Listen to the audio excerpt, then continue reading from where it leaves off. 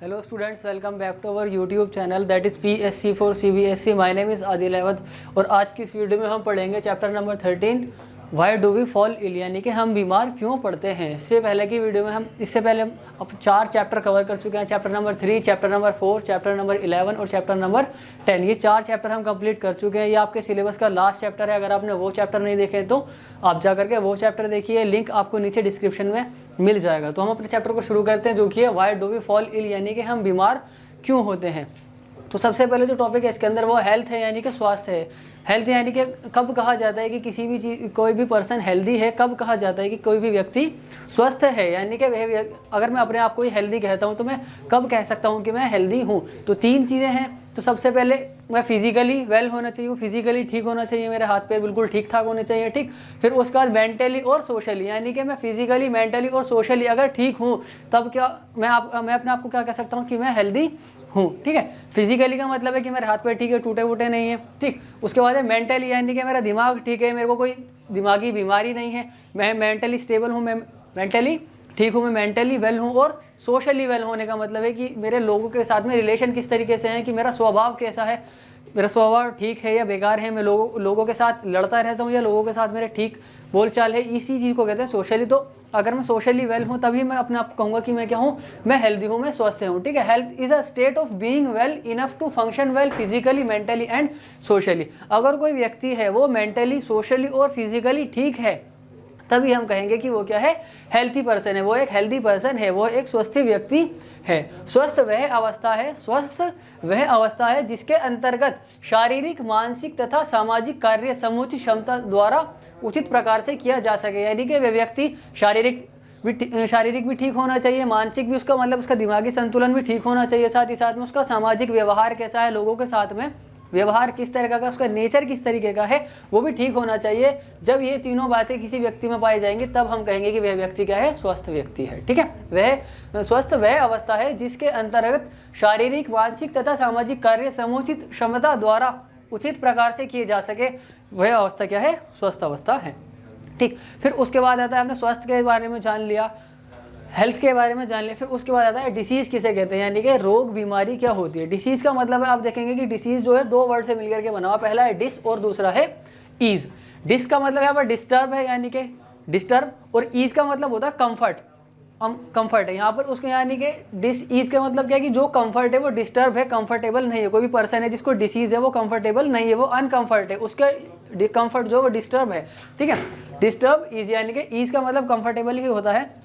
तो means being uncomfortable, यानी कि कोई व्यक्ति अगर उसको कोई डिसीज है तो यानी कि वो क्या है, अनकंफर्टेबल है। फॉर एग्जांपल, अगर मेरे सर में दर्द है तो क्या मैं कंफर्टेबल रहूँगा? नहीं, मैं कंफर्टेबल नहीं रहूँगा, मैं क्या रहूँगा, डिसकंफर्टेबल रहूँगा। मेरा जो कंफर्टेबल है वो डिस्टर्ब हो चुका है, मुझे डिसीज़ है, ठीक है।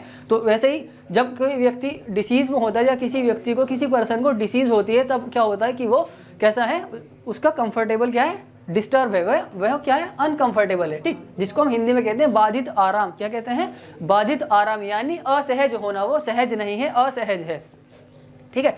When there is a disease, अगर किसी को बीमारी है, either the functioning or the appearance of one or more system of the body will change for the worse. अगर किसी को कोई बीमारी है तो क्या होगा, बॉडी का फंक्शन एक या एक से ज़्यादा, जो बॉडी का सिस्टम है उसके फंक्शन एक या एक से ज़्यादा या तो काम करने में खराबी करेंगे, काम ठीक से नहीं होंगे हमारी बॉडी के फंक्शन के, या फिर उनकी अपीयरेंस, उनकी बनावट, उनका स्ट्रक्चर खराब होने लग जाएगा, बिगड़ने लग जाएगा, अगर किसी व्यक्ति को डिसीज होती है तो, ठीक है। When there is a disease, either the function or the appearance of one or more system of the body will change for the worse. और क्या होगा, अगर किसी व्यक्ति को बीमारी है तो या तो उसके अंग जो है, उसके जो बॉडी फंक्शन, बॉडी पार्ट्स हैं, ठीक है, जो ऑर्गन्स है वो या तो फंक्शन ठीक से नहीं कर पाएंगे, काम ठीक से नहीं कर पाएंगे, या फिर उनका जो स्ट्रक्चर है, उनकी जो बनावट है वो बिगड़ जाएगी, ठीक है।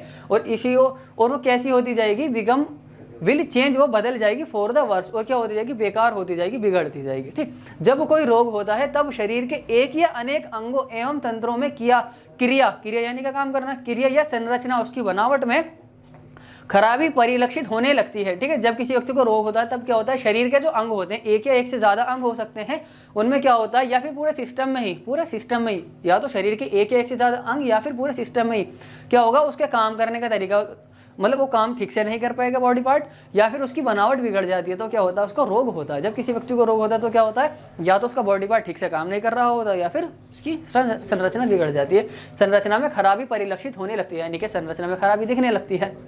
ठीक, और ये जो चेंज होते हैं बॉडी पार्ट के, जो चेंज दिखने लगते हैं, जो काम ठीक से नहीं कर रहे हैं, उनकी बनावट बिगड़ रही है, ये जो चेंज होते हैं ये क्या होते हैं, सिम्टम्स होते हैं। ये इनसे क्या पता चलता है, इनसे हमें सिम्टम्स का पता चलता है, यानी कि बीमारी के लक्षण का पता लगता है। ये बदलाव रोग के लक्षण दर्शाते हैं, ये बदलाव क्या करते हैं, रोग के लक्षण दर्शाते हैं। ठीक, हमें पता चल गया बीमारी के बारे में। अब जो डिसीज़ हैं, जो रोग है, वो दो तरह के होते हैं। कितने तरह के होते हैं, बेसिकली तो दो तरह के होते हैं। Disease are two types. कितने तरह के होते हैं, डिसीज़ जो होते हैं वो बेसिकली दो तरह के होते हैं। कौन कौन से होते हैं, रोग दो प्रकार के होते हैं। कौन कौन से, पहला है एक्यूट डिसीज़ और दूसरा है क्रोनिक डिसीज़। पहला है तीव्र रोग और दूसरा है दीर्घकालिक रोग। पहला कौन सा है, पहला है एक्यूट डिसीज़ यानी कि तीव्र रोग, और अगला है क्रोनिक डिसीज़ यानी कि दीर्घकालिक रोग। जो एक्यूट डिसीज़ है, जो तीव्र रोग है, वो शॉर्ट टाइम के लिए होता है। कितने टाइम के लिए होता है, थोड़ी देर के लिए होता है। जैसे कि नज़ला, बुखार, खांसी, ये सब कुछ ही टाइम के लिए होते हैं, ज़्यादा से ज़्यादा एक हफ्ता के लिए रहता है। अगर आपको कॉमन कोल्ड हुआ है, खांसी जुकाम हुआ है, तो ये ज़्यादा टाइम तक नहीं रहते हैं, और ये बॉडी को ज़्यादा अफेक्ट भी नहीं करते हैं, ठीक है। और जो एक क्रोनिक डिसीज़ होती है, ये काफ़ी लंबे टाइम के लिए होती है। जो दीर्घकालिक रोग होते हैं, ये काफ़ी लंबे टाइम तक रहते हैं। ठीक, कॉजेज ऑफ डिसीज़, तो हमने पढ़ा क्या, डिसीज़ कितने टाइप के होते हैं, दो टाइप के डिसीज़ होते हैं। रोग दो प्रकार के होते हैं, पहला होता है एक्यूट डिसीज़ और दूसरा होता है क्रोनिक डिसीज़। एक्यूट डिसीज़ यानी कि तीव्र रोग, वो रोग होते हैं जो थोड़े समय के लिए होते हैं, जो शॉर्ट पीरियड ऑफ टाइम के लिए होते हैं, जैसे कि खांसी, जुकाम। ठीक, फिर उसके बाद आता है क्रोनिक डिसीज़ यानी कि दीर्घकालिक रोग। ये वो रोग होते हैं, वो डिसीज़ होती है जो काफ़ी लंबे टाइम के लिए होती है। ठीक है, काफ़ी लंबे टाइम, जैसे कि कैंसर है। ठीक, कैंसर है, इससे क्या होता है, काफ़ी लंबे टाइम तक चलता है, और क्या होता है, पर्सन की डेथ भी हो सकती है। ठीक है, बॉडी पर्सन को डेथ भी हो सकती है उसकी, लेकिन जो एक्यूट डिसीज़ होती है उनसे पर्सन की डेथ नहीं होती। ठीक है, ये जो एक क्रोनिक डिसीज़ होती है, ये पर्सन की हेल्थ पर भी अफेक्ट कर सकते हैं, लेकिन एक्यूट डिसीज़ से हेल्थ पर ज़्यादा अफेक्ट नहीं पड़ता है। ठीक है, हेल्थ पर ज़्यादा अफेक्ट नहीं पड़ता है, खांसी जुकाम से ज़्यादा अफेक्ट नहीं पड़ता। जब आपका कोल्ड ठीक हो जाता है, फिर उसके बाद आपकी बॉडी भी ठीक हो जाती है, लेकिन अगर आपको कैंसर है तो आपकी हेल्थ पर भी काफ़ी ज़्यादा फर्क पड़ता है। ठीक है, जो और कैंसर कैसी बीमारी है, एक क्रोनिक डिसीज़ है यानी कि दीर्घकालिक रोग है, जो कि काफ़ी लंबे टाइम तक रहता है, या फिर ये पूरे लाइफ टाइम भी रहते हैं, जीवन पर्यंत भी रहते हैं। ठीक है, और जो डिसीज़ होते हैं यानी कि कॉजेज ऑफ डिसीज़, आगे लिखा हुआ कॉजेज ऑफ डिसीज़ यानी कि रोगों के कारक, किन किन वजह से बीमारी हो सकती है, ये भी हमें पता होना चाहिए। हमने पढ़ लिया बीमारी क्या होती है, बीमारी कितने तरह की होती है, रोग क्या होते हैं, डिसीज़ क्या होती है, डिसीज़ कितने टाइप की होती है। ठीक है, अब ये जो डिसीज़ होती है कैसे कैसे होती है, कॉजेज ऑफ डिसीज़ क्या क्या है, किन किन कारणों की वजह से डिसीज़ हो सकती है। डिसीज़ हो सकती है हमें गंदे पानी की वजह से, अनक्लीन वाटर।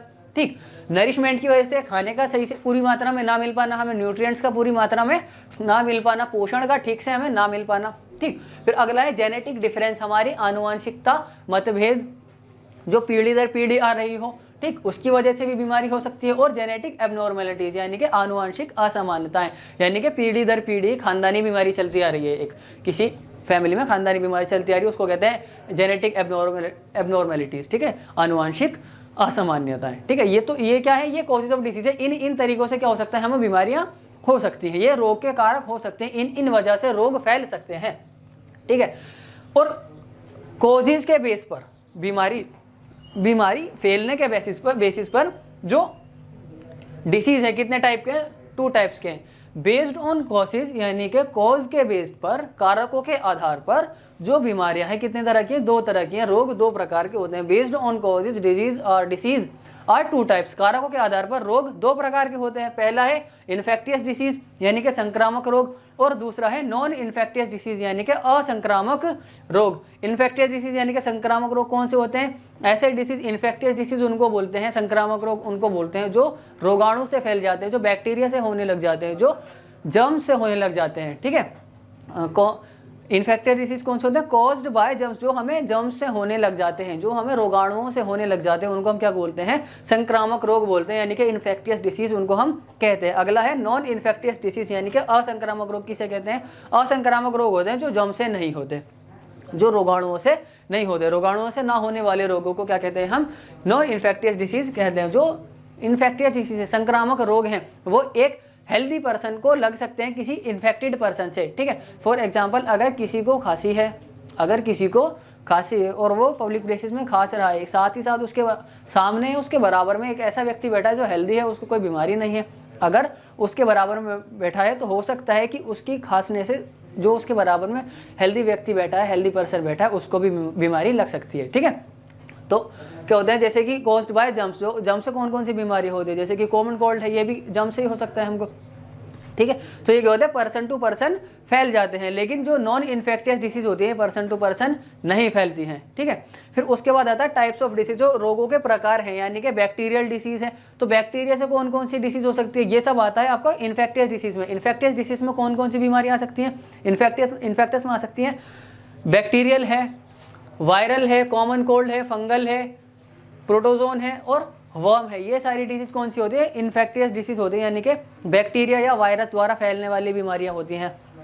ठीक, तो बैक्टीरिया से कौन कौन सी बीमारी फैल सकती है हमें, बैक्टीरिया द्वारा कौन कौन सी हो सकती है, बैक्टीरियल डिसीज है, टाइफाइड हो सकता है। ठीक, कोलेरा जिसको हैजा हिंदी में कहते हैं, और एंथ्रेक्स, ये किससे हो सकता है हमको, बैक्टीरिया से हो सकता है। ठीक है, फिर उसके बाद आता है वायरस से होने वाली बीमारी। वायरस से कौन सी बीमारी हो सकती है, जैसे कि कॉमन कोल्ड है, इन्फ्लुएंजा और डेंगू फीवर, ये सब है। जैसे कि खांसी जुकाम, इन्फ्लुएंजा, डेंगू बुखार, ये सब किससे हो सकता है हमको, वायरस से हो सकता है, ये वायरल डिसीज हो जाएंगी। फिर उसके बाद है फंगल डिसीज, यानी कि फंजाई द्वारा कौन कौन सी हो सकती है, स्किन डिसीज, स्किन प्रॉब्लम, त्वचा रोग जो होते हैं किससे होते हैं हमें, फंगल से होते हैं, फंजाई द्वारा होते हैं। फिर उसके बाद अगला आता है प्रोटोजोन, प्रोटोजोआ से कौन कौन सी बीमारी हो सकती है, प्रोटोजोआ से हो सकती है मलेरिया या काला आजार, मलेरिया तथा काला आजार किससे हो सकती है हमको, प्रोटोजोन से या प्रोटोजोआ जिसको हम हिंदी में कहते हैं। ठीक, फिर उसके बाद आता है वार्म, यानी कि कृमि द्वारा कौन सी बीमारी हो सकती है, एलिफेंटियासिस, यानी कि फील पाँव।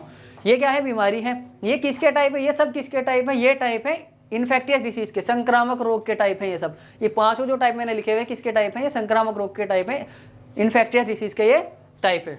ठीक है स्टूडेंट्स, तो अब देखते हैं मीन्स ऑफ स्प्रेड, यानी कि जो बीमारियां हैं, जो डिसीज़ हैं, वो किन किन तरीक़ों से फैल सकती है, कौन कौन से ऐसे साधन है जिनसे जो है रोग फैल सकते हैं, रोग फैलने के साधन, यानी कि ऐसे कौन कौन से साधन हैं, कौन कौन से तरीके हैं, कौन कौन से मीन्स हैं, किन मीन्स के थ्रू जो है जो बीमारी है, जो डिसीज़ है, जो रोग है वो फैल सकते हैं। सबसे पहला है एयर, यानी कि एयर के थ्रू भी जो है डिसीज़ फैल सकती हैं। जो एयर के थ्रू है, जो वायु द्वारा जो बीमारियाँ फैल सकती हैं वो कौन सी है, पहली तो है न्यूमोनिया, कौन सी है, पहली है न्यूमोनिया, कॉमन कोल्ड और ट्यूबरक्यूलोसिस, यानी कि पहला तो है निमोनिया, खांसी जुकाम और क्षय रोग, ये वो बीमारियां हैं, ये जो रोग हैं ये किससे फैलते हैं, एयर के थ्रू फैलते हैं। ठीक, अगला जो है वाटर के थ्रू भी डिसीज फैल सकती हैं, वाटर के थ्रू भी जो है रोग पानी के द्वारा भी फैल सकते हैं। उनमें पहला है कोलेरा और हेपेटाइटिस, यानी कि हैजा और हेपेटाइटिस, ये किससे फैलती हैं, ये बीमारियाँ पानी से फैलने वाली बीमारियाँ हैं। फिर उसके बाद आता है सेक्सुअल, यानी कि लैंगिक क्रियाओं द्वारा उनसे कौन सी बीमारी फैलती है, पहली है सिफिलिस और एड्स, यानी कि सिफिलिस और एड्स लैंगिक क्रियाओं द्वारा बीमारियां फैलती हैं। ठीक, उसके बाद है एनिमल्स के थ्रू कौन सी बीमारी फैल सकती है, यानी कि जो जंतु होते हैं, जंतुओं द्वारा कौन सा रोग हो सकता है, रेबीज हो सकता है, मलेरिया वगैरह, ये सब क्या होता है, जंतुओं द्वारा होता है। ठीक, फिर उसके बाद आता है organ specific and tissue specific manifestation, यानी कि अंग विशिष्ट तथा ऊतक विशिष्ट अभिव्यक्ति, यानी कि जो डिसीज़ है, disease causing microbes enter the body through different means, यानी कि जो बीमारियां हैं ऐसे माइक्रोब्स जो बीमारी फैला सकते हैं वो हमारी बॉडी में अलग अलग तरीक़ों से एंटर कर सकते हैं, हमारे बॉडी में अलग अलग तरीक़ों से अलग अलग जगहों से एंटर कर सकते हैं। विभिन्न साधनों द्वारा रोग उत्पन्न करने वाले सूक्ष्म जीव शरीर में प्रवेश करते हैं। ठीक है, विभिन्न साधनों द्वारा रोग उत्पन्न करने वाले सूक्ष्म जीव, छोटे छोटे ऐसे जीव, ऐसे बैक्टीरिया जो बीमारियां फैलाते हैं, वो अलग अलग साधनों द्वारा हमारे शरीर में प्रवेश कर सकते हैं। ठीक है, अगर ये वाया नोज हमारी बॉडी के अंदर एंटर करते हैं, if they enter from air via nose, अगर वो वायु से, हवा से हमारी बॉडी के अंदर एंटर करते हैं, किसके थ्रू, नोज के थ्रू, तो ये कहाँ जाएंगे, they are likely to go to the lungs, तो ये कहाँ जाएंगे, ये लंग्स में जाएंगे, हमारे फेफड़ों में जाएंगे। ठीक, जो बैक्टीरिया वाया नोज हमारी बॉडी के अंदर एंटर करता है तो वो कहाँ जाएगा, वो सीधा लंग्स पर जाएगा, लंग्स पर अटैक करेगा। This is seen in the bacteria causing tuberculosis, और क्या हो सकता है उससे, टीबी हो सकती है, ट्यूबरक्यूलोसिस। ठीक, जिसको क्षय रोग हिंदी में कहते हैं। यदि ये हवा से नाक द्वारा प्रवेश करते हैं, ठीक है, जो सूक्ष्म जीव है, बीमारी फैलाने वाले जो जीव है, वो हवा से नाक द्वारा प्रवेश करते हैं तो ये फेफड़ों में जाएंगे। ऐसा बैक्टीरिया से होने वाले क्षय रोग में होता है, यानी कि और कौन सा रोग हो सकता है, क्षय रोग हो सकता है, यानी कि टीबी या ट्यूबरक्यूलोसिस हो सकता है। ठीक, अगर ये माउथ के थ्रू एंटर करते हैं, तो ये गट लाइनिंग में पाए जाएंगे, या फिर और क्या करेंगे, टाइफाइड कर सकते हैं। ठीक है, अगर ये माउथ के थ्रू एंटर करेंगे तो कहाँ जाएंगे, गट लाइनिंग में जाएंगे, और क्या करेंगे, टाइफाइड करेंगे, टाइफाइड हो सकता है। ठीक, कॉजिंग बैक्टीरिया। या फिर ये लिवर में जा सकते हैं, पहला तो है ये गट लाइनिंग में जा सकते हैं, दूसरा है ये लिवर में जा सकते हैं। अगर ये लिवर में जाएंगे तो क्या करेंगे, ये करेंगे जॉन्डिस। क्या, अगर कोई बैक्टीरिया मुंह के थ्रू बॉडी के अंदर एंटर करता है तो वो या तो वो गट लाइनिंग में जाएगा, अगर वो गट लाइनिंग में जाता है तो क्या करता है, उससे हमें टाइफाइड हो सकता है, या फिर वो कहाँ जा सकता है, लिवर में जा सकता है। और अगर लिवर में जाएगा तब कौन सी बीमारी हो सकती है, तब जॉन्डिस हो सकता है। ठीक है, पीलिया हो सकता है। यदि ये मुंह के द्वारा प्रवेश करे, यदि कोई सूक्ष्म जीव, कोई बैक्टीरिया मुंह के द्वारा प्रवेश करे तो आहार नाल में रहेंगे। कहाँ रहेंगे, आहार नाल में रहेंगे। और जैसे टाइफाइड रोग, उनसे क्या होगा, टाइफाइड रोग उत्पन्न होगा। ठीक, और या फिर ये यकृत में जाएंगे या फिर लिवर में जाएंगे, यानी कि यकृत में जाएंगे और क्या करेंगे, हेपेटाइटिस बैक्टीरिया जो पीले के कारक होते हैं, अगर वो यकृत में जाते हैं तो क्या करेंगे, वो पीलिया हो सकता है फिर हमें। ठीक है, फिर उसके बाद है एक इन्फेक्शन है जैसे कि HIV, वो बॉडी के अंदर कैसे एंटर कर सकता है, वो सेक्सुअल ऑर्गन्स के थ्रू जो है बॉडी के अंदर एंटर कर सकता है। और बॉडी के अंदर एंटर करने के बाद वो कहाँ जाएगा, बॉडी के सारे लिम्फ नोड्स में फैल सकता है। ठीक है, क्या कर सकता है, बॉडी के सारे लिम्फ नोड्स जो में फैल सकता है। HIV वायरस जो लैंगिक अंगों द्वारा शरीर में प्रवेश करता है, लैंगिक अंगों द्वारा शरीर में प्रवेश करता है और लसिका ग्रंथियों में फैल जाता है। जहाँ जहाँ बॉडी की लसिका होगी, जितने भी नोड्स होंगे, उन सब जगहों पर HIV वायरस जो होगा वो फैल जाएगा। ठीक, फिर उसके बाद आता है मलेरिया कॉजिंग माइक्रोब्स, यानी कि ऐसा सूक्ष्म जीव जो मलेरिया करता है, वो एंटरिंग होता है कहाँ से, मच्छर के काटने से होगा। ठीक है, और विल गो टू लिवर, अगर मच्छर के काटने से होगा तो वो कहाँ जाएगा, लिवर में जाएगा, will go to the liver, और लिवर से कहाँ जाएगा, रेड ब्लड सेल में, जो पूरे शरीर में हमारा ब्लड फ्लो कर रहा है, उन रेड ब्लड सेल में जाएगा। ठीक है, मलेरिया उत्पन्न करने वाले सूक्ष्म जीव जो मच्छर के काटने पर शरीर में प्रवेश करते हैं। ठीक है, ऐसे जीव जो मलेरिया कर सकते हैं वो कैसे हमारी बॉडी के अंदर एंटर होंगे, जब कोई मच्छर अगर के काटेगा तभी वो बैक्टीरिया जो है बॉडी के अंदर एंटर करेंगे, और बॉडी में एंटर करने के बाद वो कहाँ जाएंगे, वो यकृत में जाएंगे, यानी कि वो लिवर में जाएंगे, और लिवर में जाने के बाद वो लाल रक्त कोशिकाओं में, यानी कि रेड ब्लड सेल्स में जाएंगे। ठीक है, उससे पूरी बॉडी में घूम सकते हैं फिर। ठीक, फिर उसके बाद है वायरस कॉजिंग जैपनीज एंसेफेलिटीज और ब्रेन फीवर। एक वायरस है जो क्या कर सकता है, ब्रेन फीवर कर सकता है। Will similarly enter through mosquito bite, वो भी कैसे एंटर कर सकता है, एक वायरस है जो ब्रेन फीवर कर सकता है, वो बॉडी के अंदर कैसे एंटर करता है, वो भी मच्छर के काटने से ही जो है एंटर करता है। और लेकिन ये कहाँ जाता है, सीधा ब्रेन को इन्फेक्ट करता है। किसको इन्फेक्ट करता है, ब्रेन को इन्फेक्ट करता है। ये ब्लड सेल्स में नहीं जाता, ये सीधा ब्रेन को इन्फेक्ट करता है। ठीक है, जापानी मस्तिष्क ज्वर उत्पन्न करने वाला वायरस भी मच्छर के काटने से शरीर में पहुंचता है, लेकिन ये मस्तिष्क को संक्रमित करता है। ये जब बॉडी के अंदर एंटर करता है तब क्या करता है, ये दिमाग को संक्रमित करता है, हमारे ब्रेन को इन्फेक्ट करता है। ठीक है, तो अब देखते हैं प्रिंसिपल ऑफ ट्रीटमेंट, यानी कि जो डिसीज़ है, जो बीमारियाँ हैं, उनके किस तरीके से इलाज किया जा सकता है, किस तरीके से ट्रीटमेंट कर सकते हैं। यानी कि प्रिंसिपल ऑफ ट्रीटमेंट अब हम पढ़ेंगे, उपचार के नियम क्या होते हैं वो अब हम पढ़ेंगे। ठीक है, इसमें हमें सबसे पहले पढ़ना है कि दो तरीके हैं, दो तरीकों से किसी भी डिसीज़ को ट्रीट कर सकते हैं, यानी कि उसका उपचार कर सकते हैं, इलाज कर सकते हैं। उसमें सबसे पहला है to reduce the effect of the disease, यानी कि जो डिसीज़ है, जो भी किसी पर्सन को डिसीज़ हुई है उसका इफेक्ट को कम कर दिया जाए। पहला तो तरीका ये है कि बीमारी के असर को कम कर दिया जाए। ठीक है, रोग के प्रभाव को कम करके। ठीक, और दूसरा है कि रोग के कारण को समाप्त करके, यानी कि जो जिस भी वजह से बीमारी हो रही है उसी इफेक्ट को किल कर दिया जाए, ख़त्म कर दिया जाए। ठीक, इन दो तरीकों से क्या हम डिसीज़ को ट्रीट कर सकते हैं, यानी कि किसी भी पर्सन का इलाज किया जा सकता है। ठीक, तो सबसे पहले जो जिसमें दिया गया है कि अगर जो डिसीज़ है उसके इफेक्ट को रिड्यूस कर दिया जाए, यानी कि जो बीमारी है उसका असर कम कर दिया जाए। कैसे कर सकते हैं, हम कर सकते हैं, we can provide treatment that will reduce the symptoms. हम क्या कर सकते हैं, कुछ दवाई देंगे पर्सन को, उसमें क्या होगा, जो पर्सन को दवाई दी जाएगी उससे क्या होगा, जिस भी डिसीज़ की दवाई दी जा रही है वो दवाई उस डिसीज़ को, सिम्टम को, उस बीमारी के असर को कम कर देगी। जब दवाई अपना असर दिखाएगी तो क्या होगा, बीमारी का असर कम होने लगेगा। ठीक, और क्या होगा, यानी कि जो बीमारी के जो लक्षण है वो कम होने लगेंगे और क्या होगा, पर्सन ठीक हो जाएगा। ठीक, ऐसा उपचार करते हैं जिससे लक्षण कम हो जाते हैं, यानी कि पर्सन को दवाई दी जाती है जिसमें कि उसके बीमारी के जो लक्षण होते हैं, जो असर होते हैं वो कम हो जाते हैं। ठीक है, जैसे कि बुखार आना या फिर सर दर्द होना। मान लीजिए आपके सर दर्द हो रहा है, तो जब आप दवाई खाते हैं तो दवाई खाते के साथ ही ऐसा तो नहीं होता एकदम से सर दर्द बिल्कुल बंद हो जाता, या कभी ज़िंदगी में होगा ही नहीं, एक बार सर के दर्द की गोली खा ली तो ऐसा नहीं होता।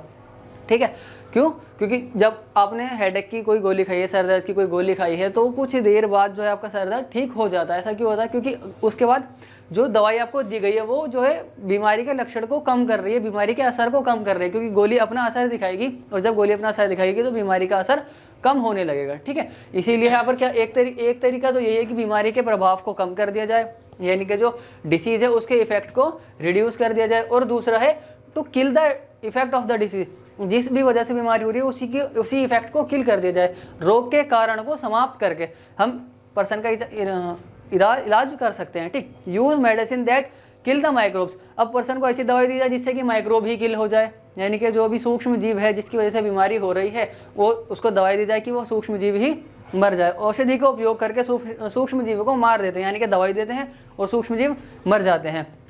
और सूक्ष्म जीव क्या हो सकते हैं? जैसे कि वायरस है, बैक्टीरिया है, फंजाई है, या फिर प्रोटोजोआ है। ये वायरस है, इनको ख़त्म करने के लिए दवाई दी जाती है, यानी कि 2 तरीके से हम ट्रीट कर सकते हैं। पहला है कि इफेक्ट को कम करके, यानी कि रिड्यूस करके, बीमारी के असर को कम करके, और दूसरा है बीमारी के लक्षणों को ख़त्म करके, यानी कि बैक्टीरिया को किल करके।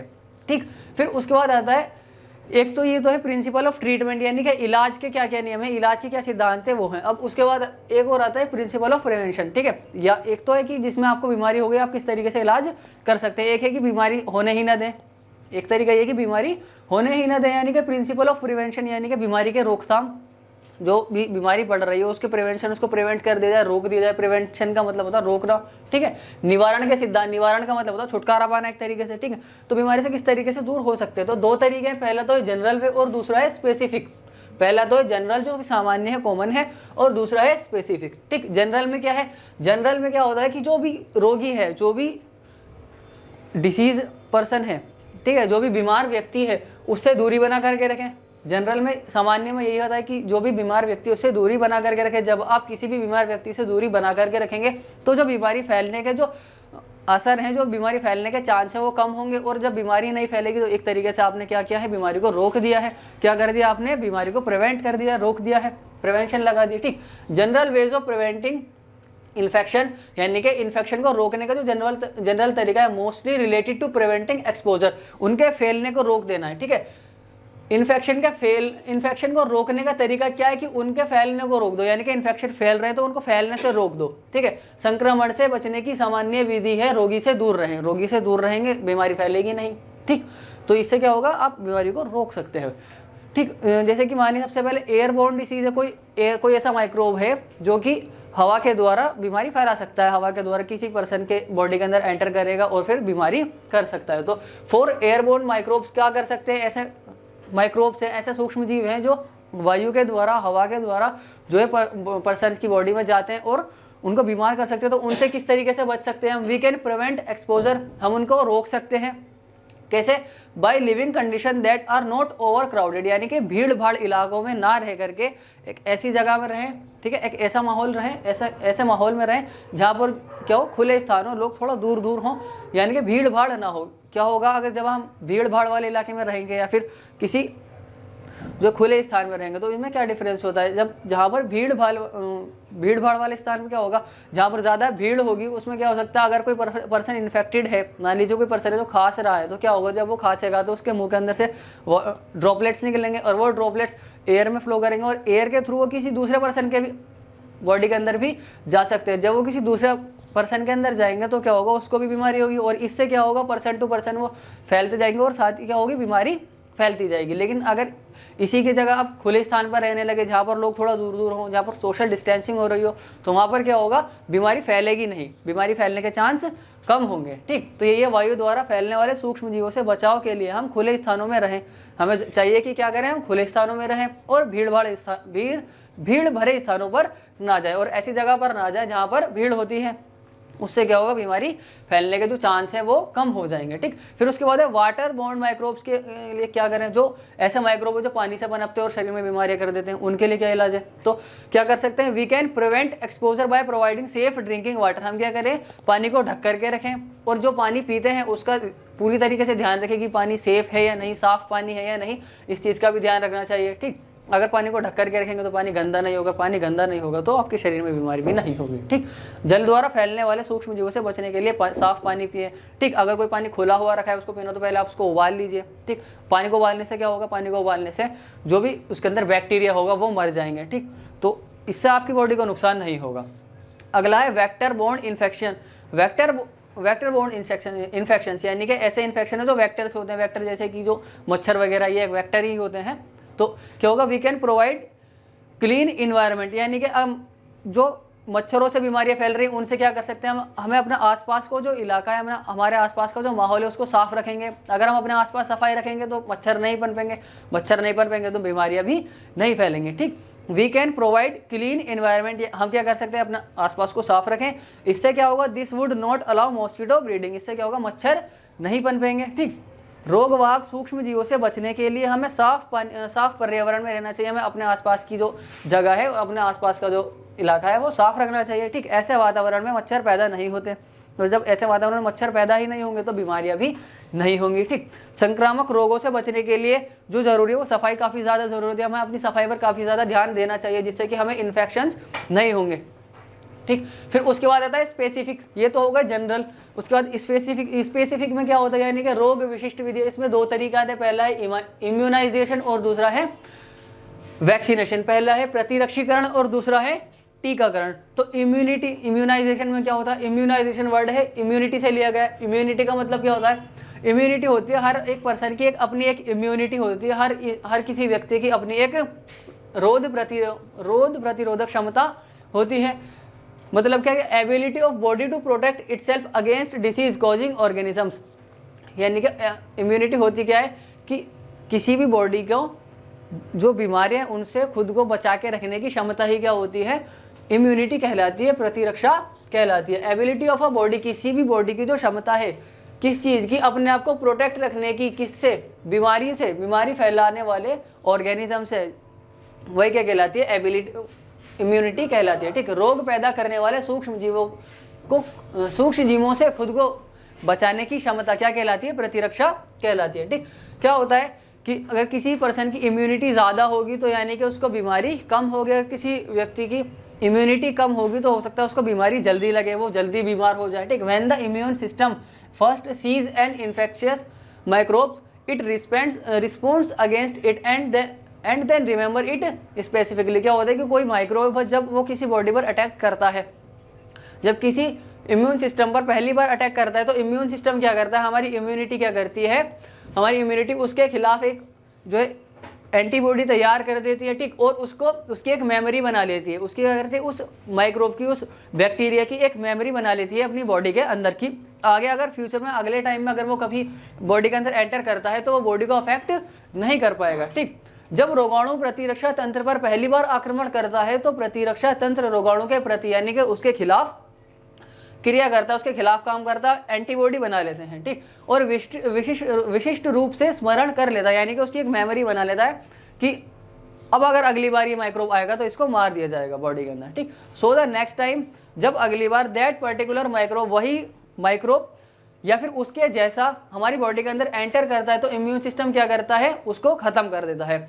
इस प्रकार जब वही रोगाणु या उससे मिलता जुलता बॉडी के संपर्क में आता है या शरीर के संपर्क में आता है तो जो हमारी रोग प्रतिरोधक क्षमता होती है, जो हमारी प्रतिरक्षा होती है, वो पूरी शक्ति से उस रोगाणु को नष्ट कर देती है। ठीक, उसके बाद अगला आता है वैक्सीनेशन। वैक्सीनेशन क्या होता है, टीकाकरण है। टीकाकरण भी एक दूसरा तरीका है बीमारी को रोकने का। Vaccination is another way to prevent disease in which killed microbe are introduced into the body to develop antibodies. यानी कि क्या होता है, वैक्सीनेशन में क्या होता है, जो वैक्सीन हमको लगाई जाती है इंजेक्शन के थ्रू, उसमें क्या होते हैं, उसमें माइक्रोब ही होते हैं बेसिकली, लेकिन वो क्या होते हैं, उनकी जो बॉडी को अफेक्ट करने की जो कैपेबिलिटी होती है वो बहुत कम होती है। यानी कि अधमरे माइक्रोब्स होते हैं, बहुत ही कमज़ोर सूक्ष्म जीव उस वैक्सीन के अंदर, उस टीके के अंदर होते हैं जो हमारी बॉडी के अंदर एंटर करवाए जाते हैं। ठीक, और जब वो माइक्रोब हमारी बॉडी के अंदर एंटर करवाए जाते हैं तो एंटीबॉडी क्या करती हैं, उसके खिलाफ अपनी एंटीबॉडीज तैयार कर लेती है और उनकी एक मेमोरी बना लेती है कि अगली बार अगर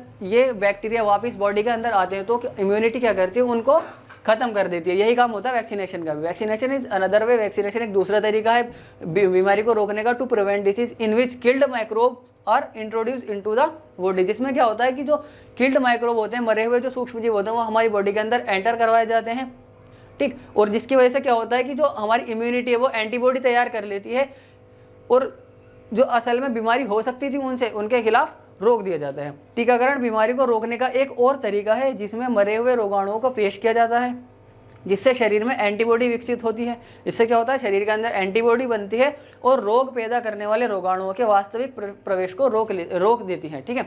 और उसके बाद क्या होता है, अगर कोई वैसा ही माइक्रोब, वैसा ही रोगाणु हमारी बॉडी के अंदर एंटर करता है तो क्या होता है, वो बॉडी को अफेक्ट नहीं कर पाता। क्यों? क्योंकि जो हमारी इम्यूनिटी होती है, जो हमारा इम्यून सिस्टम होता है, वो उसको मार देता है, ठीक। तो गाइस ये था आपका लास्ट टॉपिक इस चैप्टर का। इसी के साथ आपका चैप्टर जो है खत्म हो जाता है। आपसे मिलेंगे अगले वीडियो में किसी नए चैप्टर के साथ। तब तक के लिए पढ़ते रहिए। Keep study in pi study.